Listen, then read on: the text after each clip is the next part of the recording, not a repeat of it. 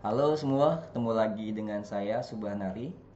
Alhamdulillah materi sekarang adalah materi kedua. Sebelumnya kita sambil break, sambil menunggu teman-teman yang lain untuk hadir.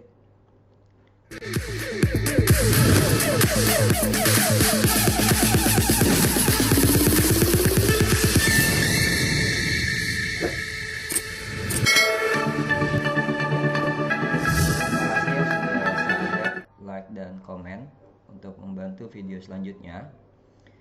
Kita materi di sini adalah tentang sel sebagai satuan fungsional dan unit dasar dalam organisme. Sebelum kita mulai, mudah-mudahan kawan-kawan semua, mahasiswaku, anak didikku, semua sudah berdoa menurut saya masing-masing. Sebelum dimulai dan menonton ini, harap berdoa dulu dan disiapkan buku catatan dan disiapkan juga alat tulis lainnya. Oke. Selanjutnya Bapak akan F5 kan? F5. Ya. Baik. Apakah sudah tampil F5-nya? Ya, mungkin lagi loading ya, harap sabar. Tahu langsung sini. Ya. Sel sebagai satuan fungsional dan unit dasar dalam organisme. Ya, apa itu sel? Kemarin sudah dibahas, tapi Bapak lagi. Apa itu sel? Ya. Sel merupakan organisasi terkecil yang menjadi dasar dalam arti biologis. Semua fungsi kehidupan diatur dan berlangsung di dalam sel. Oleh sebab itu, sel dapat berfungsi secara otonom asalkan seluruh kebutuhan hidupnya terpenuhi. Sel disusun oleh molekul-molekul utama kehidupan, yaitu karbohidrat, protein, air, lipid, dan asam nukleat. Oke, kita lanjut.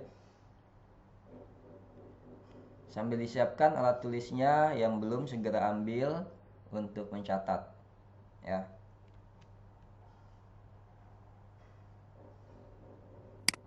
Oke. Bapak tunggu untuk yang belum mencatat. Oke. Selanjutnya, bagaimana sebuah sel dapat dikatakan hidup? Ya. Kita lihat di sini sebuah sel dikatakan hidup adalah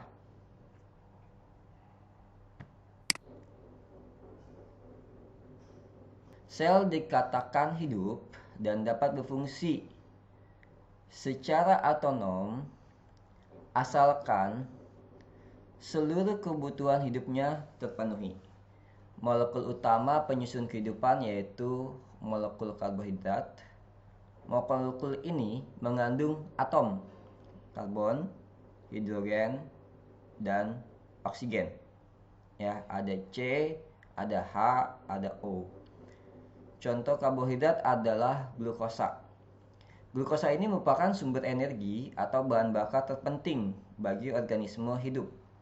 Glukosa ini juga merupakan monomer atau unit atau satuan penyusun polimer karbohidrat seperti pati dan selulosa. Oke, kita lanjut.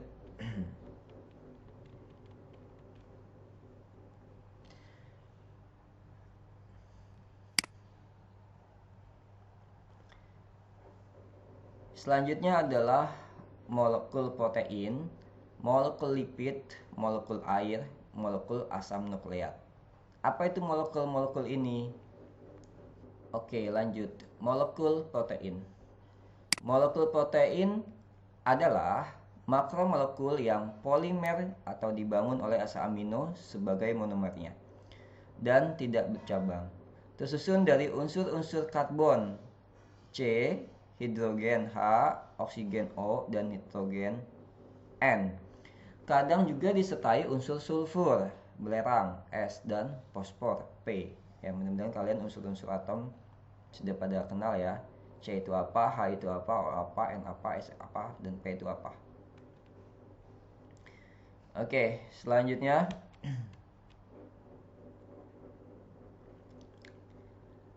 ada molekul-molekul yang lain ya, yang tadi Bapak sampaikan. Ada yang masih ingat sebelum Bapak next selanjutnya, molekul apa aja? Apa tadi molekulnya? Ya, ada yang ingat? Molekul apa? Ya, silakan diingat-ingat kembali ya, molekul yang ada apa aja selain tadi molekul protein. Ya. Oke.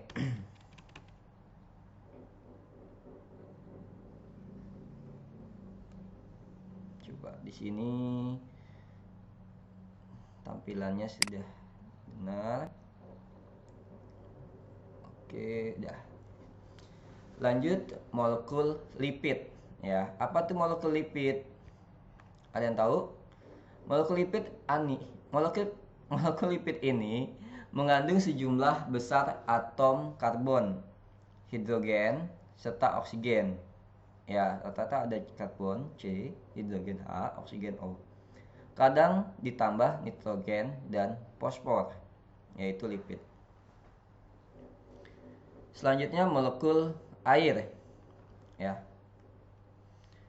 Air berfungsi sebagai pelarut dan mengangkut senyawa-senyawa serta molekul-molekul baik yang diperlukan oleh sel maupun sisa metabolisme yang akan dikeluarkan dari dalam sel. Di samping itu, berbagai reaksi enzimatik memerlukan air sebagai agen reaksi. Terakhir adalah molekul asam nukleat. Ya.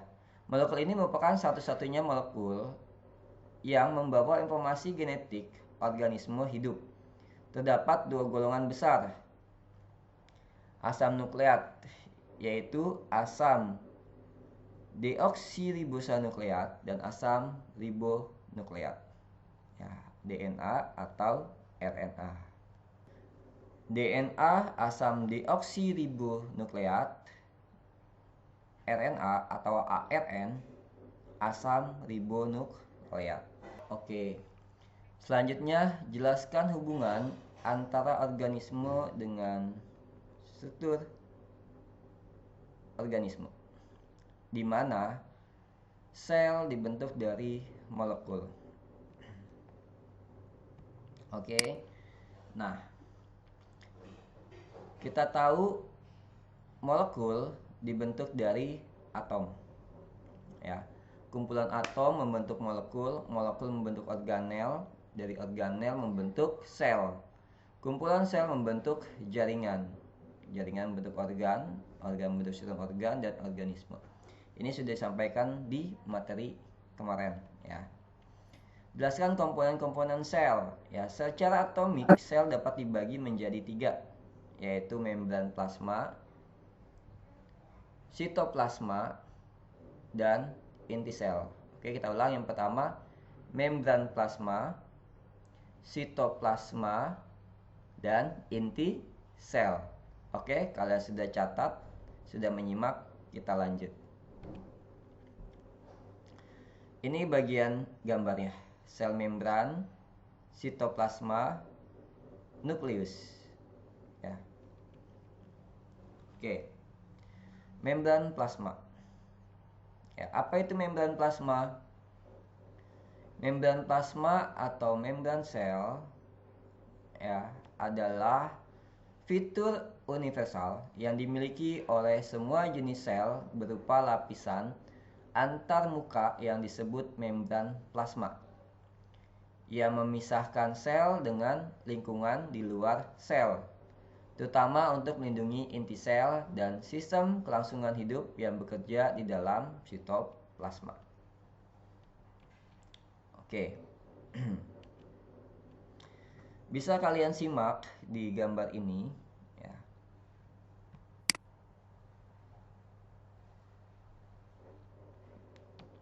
Oke, Bapak ulang sekali lagi di gambar ini.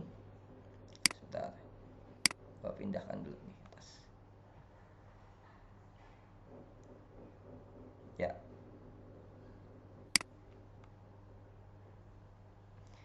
bisa kalian lihat gambarnya. Di sini ada hidrofobic core ya, hidrofobic, ada hidrofilik yang bawah. Hidrofilik, ini juga hidrofilik, ini juga hidrofilik. Ya. Ada apa lagi? Ada sitosol, ya, ada hidrofobic protein sini yang bulat-bulat. Ada integral protein, ya, ini integral protein. Oke, di sini juga hidrofobik. Ada integral protein, ada oligosakarida, ya, ada glikoprotein, oke, ada glikolipid, ada peripheral protein, ini leaflets. Kita lanjut.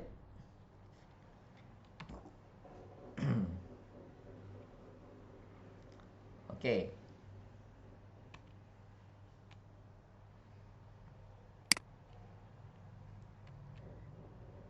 Coba sambil di screenshot atau sambil di review ya. Oke, kita lanjut. Sitoplasma ya, dimana salah satu unsurnya di dalam sel ada sitoplasma. Apa itu sitoplasma? Ya, sitoplasma itu cairan sel. Jadi di dalam sel itu ada cairan. Nah, jadi cairan itu adalah sitoplasma. Ya. Sitoplasma adalah bagian sel yang terbungkus membran sel pada sel eukariotik. Sitoplasma adalah bagian non-nukleus dari protoplasma. Pada sitoplasma terdapat sitoskeleton, berbagai organel, dan vesikuli. Oke, mungkin Bapak ulang. Sitoplasma adalah bagian sel yang terbungkus membran sel pada sel eukariotik, di mana kemarin kita belajar ada sel prokariotik dan ada sel eukariotik. Mungkin ingat semua ya, apa itu sel prokariotik dan eukariotik ya. Jadi kalau bingung bisa ditanya di kolom chat ya. Oke. Kita lanjut. Sudah catat ya? Kalian sudah catat, sudah menyimak, sudah membaca. Kita lanjut. Ya. Oke, di sini sudah ada yang bertanya admit, tapi jam kuliah belum kita mulai. Tapi kalian mudah-mudahan dalam menyimak ini bisa ditanggapi dan sambil dicatat ya. Jangan lupa buku catatannya, dan catatannya itu harus terpisah ya, dimulai dari mata kuliah biologi umum sendiri. Mata kuliahnya juga dibedakan dengan buku catatan yang lain. Oke.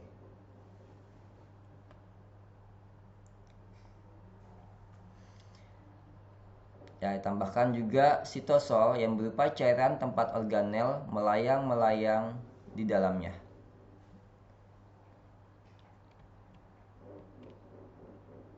Oke.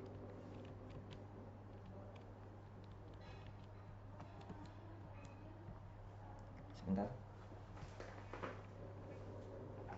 Artinya babet.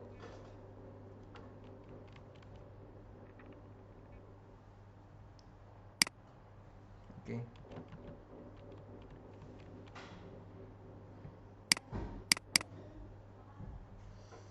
Nah,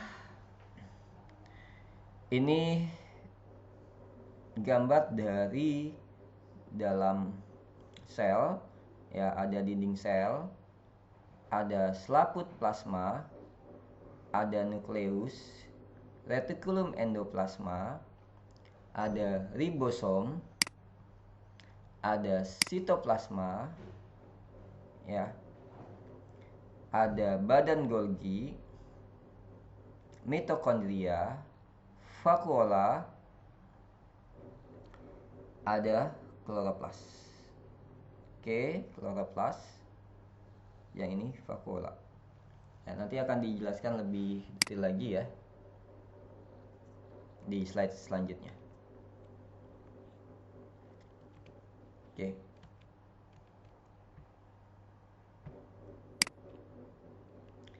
Inti sel atau nukleus.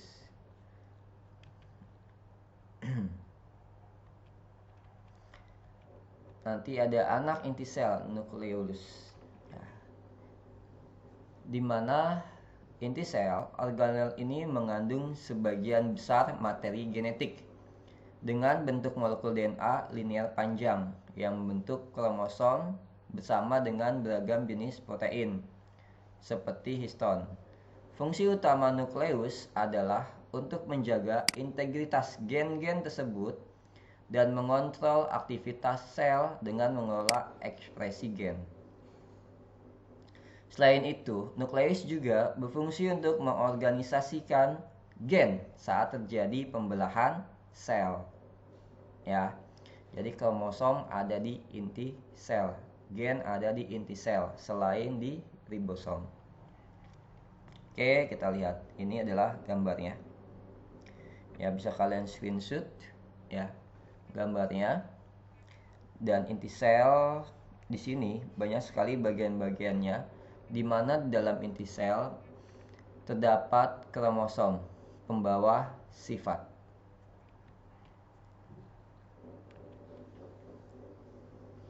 Organel sel adalah benda-benda solid yang terdapat di dalam sitoplasma dan bersifat hidup, menjalankan fungsi-fungsi kehidupan. Organel sel tersebut antara lain ya, ada nomor 1, 2, 3, boleh kita isi ya. 1 itu apa? Ya, 1 adalah nukleolus. Ini nukleolus.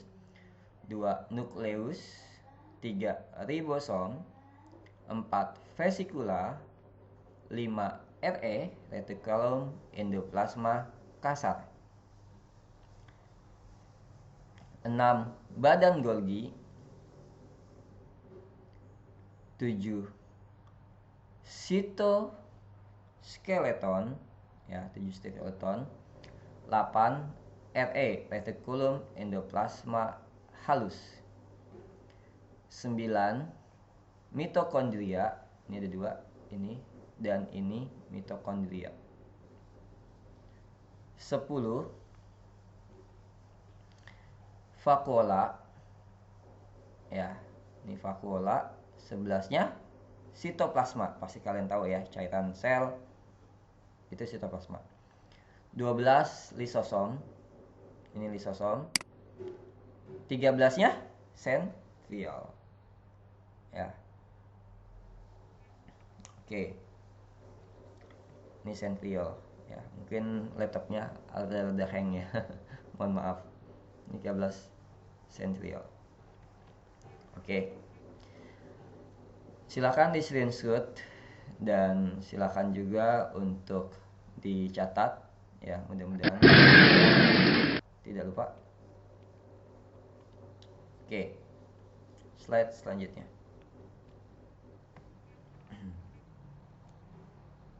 Nah, kita tunggu dulu, laptopnya lagi loading.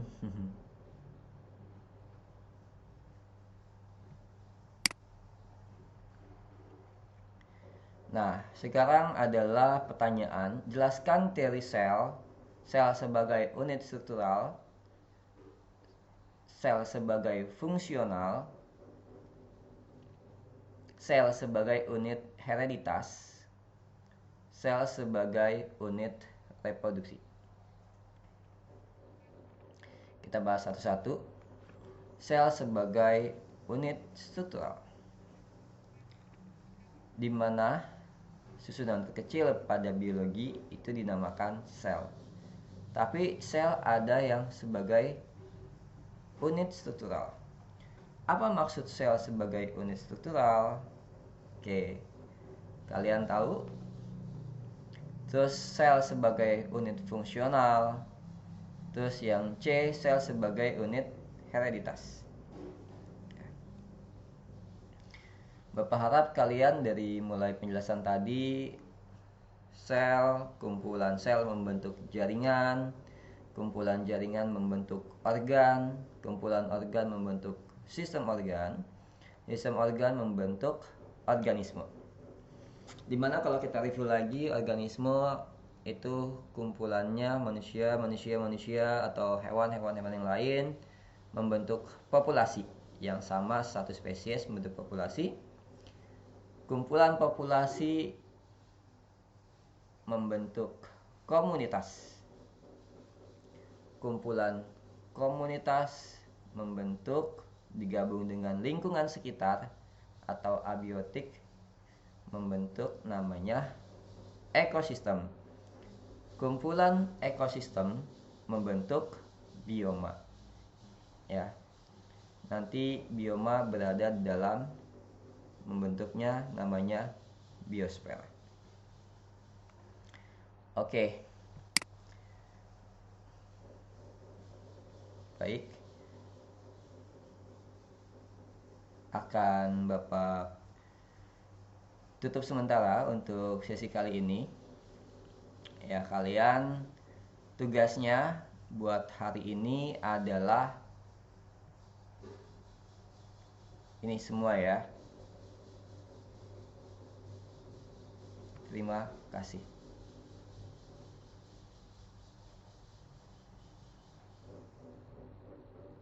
Ya. Oke. Dicatat tugasnya ya. Jelaskan teori sel, sel sebagai unit struktural, sel sebagai unit kecil ya, yaitu secara fungsional. Bapak harap kalian bisa memahaminya ya. Dan ini adalah selingan acara kegiatan kita hari ini dari UKM ya. Kita simak dari UKM-nya Bu Heni, Nusa Tenggara Barat. Oke, kita simak ya sambil menunggu loading.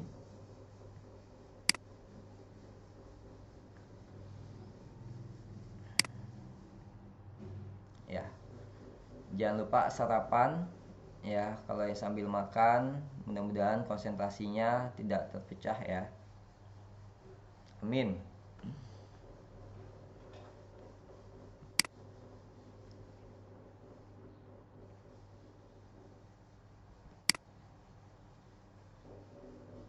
Oke. Tampilan dari UKM Bu Heni, Nusa Tenggara Barat ya. Mudah-mudahan ini bisa menghibur ya. Ini adalah dari Bu Heni, Nusa Tenggara Barat. Simak ya.